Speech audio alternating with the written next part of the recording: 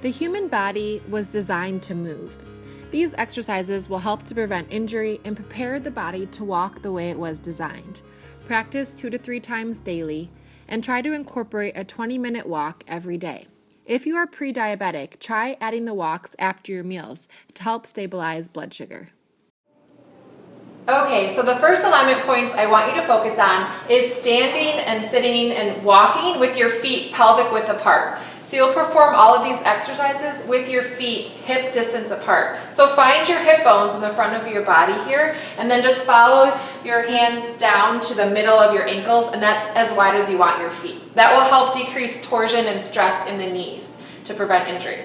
The next thing is you want to stand with your hips back over the ankles. A lot of us rest on our hip ligaments here and we hang out with our hips forward. So get in the habit of pushing the hips back. It's going to feel like you're sticking your bottom out behind you, but if you were to look in a mirror, that's not the case. So just keep practicing putting your weight in your heels, hips back, so that you can freely move your toes. The next exercise is called the kneecap release.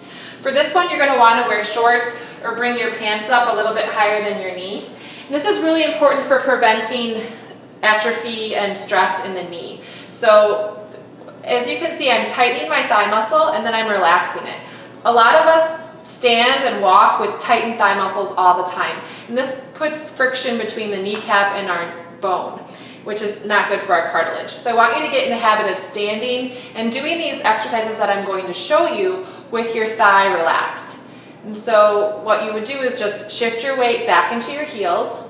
You need to have your legs straight. If your knee is bent, you're not going to be able to relax your thigh muscle. So those two things, and your hips need to be back. If your hips are forward, you're not going to be able to relax your thigh muscle as well as if your hips are back. If you're still having trouble with that, you can go to a wall. Put all of your body weight against the wall so you're completely supported by the wall. Straighten your leg and then see if you can lift and lower the kneecap. And remember, we're trying to have the thigh be in the relaxed position. So the lifting of the kneecap is just as a check or a measure to see if you're relaxed or not. And then if you come forward a little bit, sometimes that's more helpful for people and it helps to release the thigh muscle. So that's that exercise.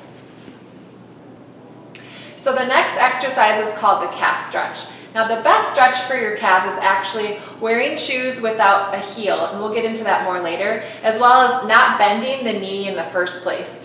And we tend to bend the knee all day long when we're sitting in chairs, so just something to think about. You want to get up and move around and maybe straighten the leg while you're sitting in the chair. The next best exercise for the calf is this wonderful exercise called the calf stretch. With it, you'll need a half dome, which is what you see here, or you can use a couple thick rolled towels with rubber bands at the ends of them. I'm going to step my foot up here on the dome, keep the mid part of my foot on the dome, and my heel is going to be on the ground. I'm going to just stand here with my feet hip width apart and the tops of my feet pointed straight ahead. So I don't want to turn my feet out. I want to keep my feet pointed straight ahead. That's good alignment. I'm going to push my hips back, I'm going to relax my thighs, relax my kneecaps, and I'm going to hold this stretch. You want to feel a mild stretch in the back of this calf that's on the dome. If you don't feel a stretch, you can step the other leg forward a little bit until you do.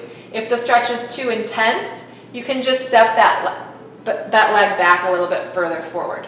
Remember to keep the hips back. I'm just going to hold that stretch. Okay? So now we're going to switch sides.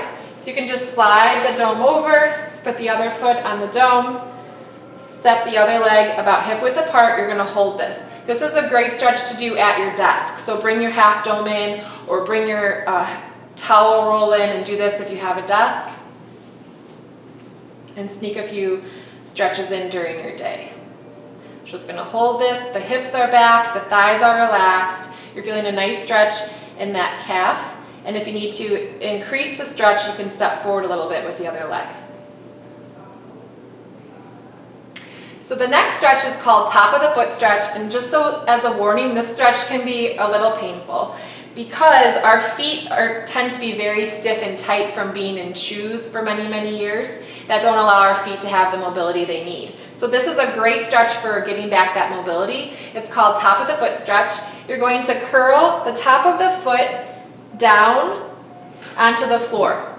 Okay, and this can be painful, and you might only be able to do the toes just a little bit because you're so stiff. But the more you do this 2 to 3 times a day, holding for a minute, the less painful it will be. And as you start to get better at this, you'll be able to bring the leg further back and put more weight on your foot. So let's switch sides, bringing the other leg back. You're gonna wanna do this exercise barefoot. My shoes are flexible enough that I can do it with my shoes on, but most of the time you're gonna wanna take your shoes off and do it barefoot. So hold, remember to keep your hips back, your thighs relaxed, lots of things to think about, and the feet in good alignment.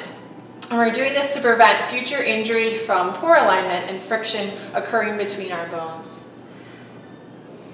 So the next stretch is called the double calf stretch with the dome and without the dome. We'll start without the dome first. This is a great stretch. Again, because of our culture, we tend to be in a bent knee position for many hours of the day, which shortens the calves and the hamstrings. So again, the best stretch is to not bend them in the first place, and the second best would be calf stretch and double calf stretch, which I'm going to show you right now. So first, without the dome, you're going to hold on to a chair, so you can do this at your desk. Your feet are going to be about hip width apart, and you're going to push your hips back past your ankles, making sure that your low back stays in this concave position. You don't want to round your low back. It's going to put pressure on your spine, and you won't get the stretch in the hamstrings that we're looking for. So if you need to come up a little bit higher in order to maintain a lifted tailbone position, I want you to do that. You're going to push your hips back, and you're going to hold this for about a minute. And just breathing. You should feel a stretch all along the hamstrings here. Okay, so you'll hold that. And a minute is a lot longer than most of us think, so.